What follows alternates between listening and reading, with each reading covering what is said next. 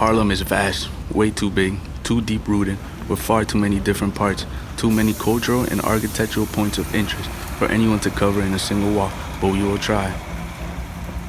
We are now at Harlem Community Justice Center, sometimes referred as the Harlem Courthouse or Harlem Community Court. This is the oldest jailhouse structure still standing in New York City. Built in 1893, it served as a courthouse and jail with temporary holding cells for several decades. Next to the courthouse, we see a parking lot, and behind that, the Harlem Art Park, which shows us where the Eastern Post Road once was. When the court was built, horses were still used for transportation. We can see the tall doors on the first floor of the courthouse, high enough for horses to be brought inside. Across the street, we see the small block of civilian court. The Harlem Courthouse closed as a court in 1961 and was used as a laboratory to measure air quality for several years. It was the only air quality testing location in the city. In a time when air pollution in New York City reached dangerous levels, the courthouse then fell out of use for many years and fell into disrepair. In 2000, the courthouse was reopened as the Harlem Community Justice Center. The Harlem Community Justice Center is a community court with a housing court and a small claims court. The Harlem Community Justice Center now hosts social service programs for the community. These include Harlem Youth Impact, a youth court focusing on restorative justice, the Men's Empowerment Program, which works to empower young men in East Harlem, and the Help Center, which assists tenants with housing issues.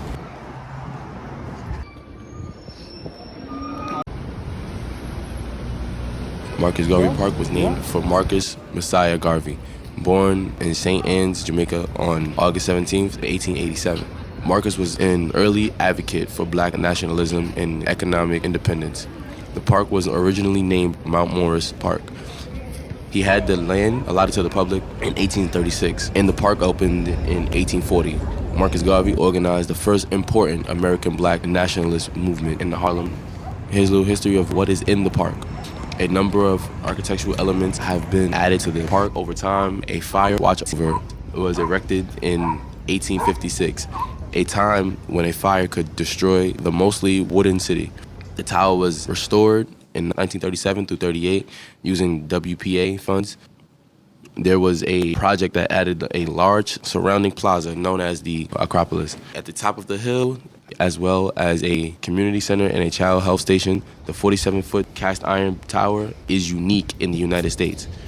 And it was designed an NYC landmark in 1967 and listed as a National Register of Historic Places. The tower was stabilized in 1991 and fully restored in 2019. Mount Morris Park was named Marcus Garvey Park in 1977. The park's current facilities are at the Pelham Brits Recreation Center, an amphitheater, and a swimming pool that was built in early 1970. In 2011, the amphitheater was reopened after major restorations and named after a famous composer, Richard Rodgers, who grew up across the street from the park, who also donated funds to the original band shell in 1970. That's it. First, we'd like to take you to these brownstones along 120, which are across from historic Marcus Garvey Park. The name comes from sandstone mine in the American Northeast, which turns brown once it's been weathered due to iron ore. Brownstone was plentiful and inexpensive during the 19th century, when New York City grew rapidly and was typical of Harlem architecture. They have an incredible variety of styles: Queen Anne, neoclassical. As Harlem became the center of black culture, many different types of people moved into brownstone. Some of the famous residents included Maya Angelou, lived right here, 58th West 120th Street, facing the park. Looking at the architecture of a brownstone, one signature detail includes a stoop, which is a steep staircase rising from the street to the entrance on the second floor level. Stoops are designed to lift houses above the house manure and make them look under, which they do, but there's still also places to hang out. They became one of the most wonderful things about New York. Right here in East Harlem, better known as Spanish Harlem, we have a mural honoring one of the greatest Puerto Rican musicians of all time.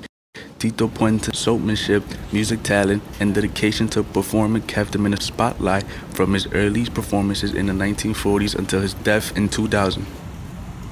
born in 1923 in Spanish Harlem to parents who were both Puerto Rican immigrants. The sounds of Puerto Rico and Cuban music filled his childhood and influenced his music, as did the big band sounds he loved to listen to on the radio. His early interest in drumming promoted noise complaints from his family's neighbors, who begged his mother to get Tito lessons. Tito Puente was a pioneer force in Latin music, known for his fusion styles and putting a big band spin on traditional Latin music. In 1948, Puente formed a band that would become known as the Tito Puente Orchestra.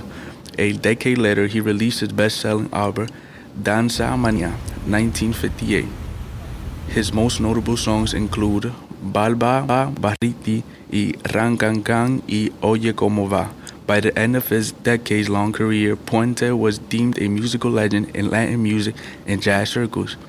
Later in his life, Mr. Puente poured energy into the Harvard Conservatory of the Performing Arts, the division of Boys Harvard in East Harlem, where he helped establish the Latin music department in the 1970s, rehearsing there 6 or 7 times a year and bringing in other performers like Celia Cruz. By the end of his decades-long career, Puente, sometimes called the King of Latin Jazz or simply El Rey, made a huge mark on popular culture. In addition to making more than 100 albums and creating more than 200 compositions, Puente had become a highly revered musician, regarded as a musical legend in Latin music and jazz circles, walked over with headphones and blasting Oye Como Va with an empanada in hand for a blast to the past of Spanish Harlem.